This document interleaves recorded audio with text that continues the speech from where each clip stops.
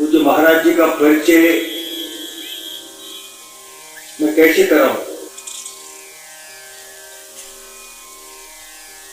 दिखने में तो हम सब जैसे ही वे शरीरधारी हैं, किंतु हमारे देश में एक आध्यात्मिक परंपरा है और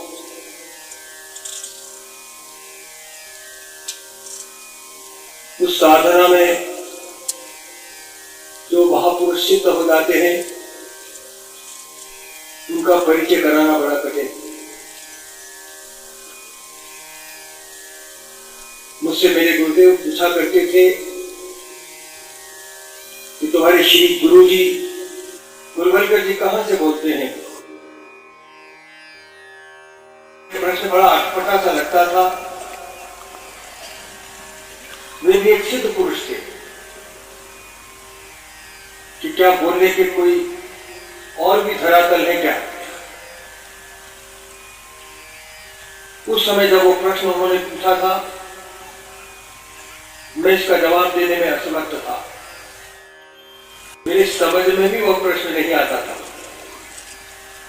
मगर धीरे धीरे उनके संपर्क से और बड़े बड़े महात्माओं के सिद्ध पुरुषों के संपर्क से यह बात समझ में आने लगी कि हमारे सिद्ध पुरुषों का धरातल कुछ भिन्न ही होता है।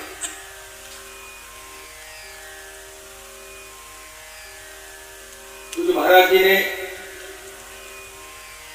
उनके ही द्वारा लिखित यथार्थ गीता जो मुझको दी, मैं उसको दिल्ली ले आया और अचानक मैंने खोला और खोलने के बाद ही 13वें अध्याय का 22वां मंत्र और महाराज जी की व्याख्या पढ़ने के बाद बहुत से विचार सामने आ गए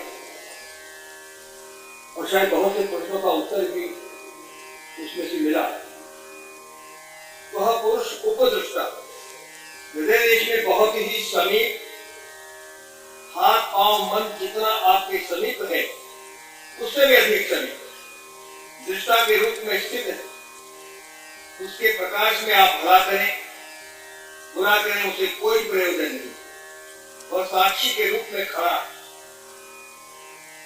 यह जो साक्षी के रूप में पुरुष खड़ा है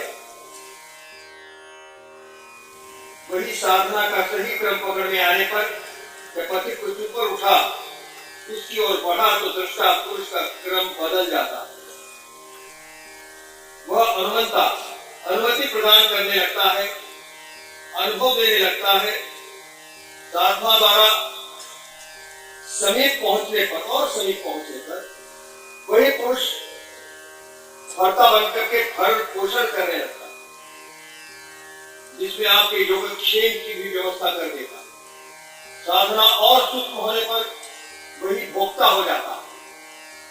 भोक्ता और यज्ञ तपसा यज्ञ तक जो कुछ भी फर्क पड़ता है सबको वह पुरुष ग्रहण करता है और जब ग्रहण कर लेता है उसके बाद वाली अवस्था में महेश्वर महान ईश्वर के रूप में परिणत हो जाता है। वह प्रकृति का स्वामी बन जाता है, किंतु अभी भी कहीं प्रकृति जीवित है तभी वह उसका मालिक है।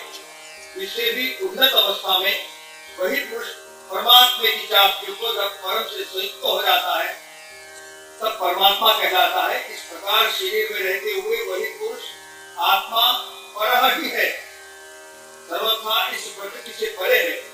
अंतर इतना ही है कि आरंभ में वह दृष्टा के रूप में था, साक्षी के रूप में। क्रमशः उत्थान होते होते परम का स्पर्श कर परमात्मा के रूप में परिणत हो जाता। मैंने यह पुस्तक हमारे देश के राष्ट्रपति महोदय को दी।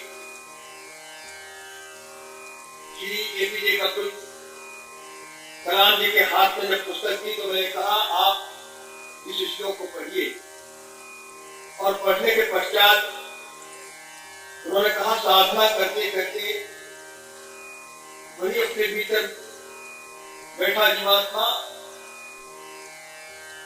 वह हमें जो साक्षी रूप में है साधना करते करते अनुमति प्रदान करने लगता है, धीरे धीरे भोक्ता का रूप लेता है। और क्या वो महेश्वर साधना करते करे मनुष्य बन सकता है? उन्होंने मुझसे प्रश्न पूछा कि क्या साधना करते करते मनुष्य महेश्वर बन सकता है? मैंने उनसे इतना ही कहा कि जिन पुरुष महापुरुष ने इस गीता का भाष्य किया है, इसी अवस्था को प्राप्त करके ही उन्होंने इस भाष्य को लिखा है।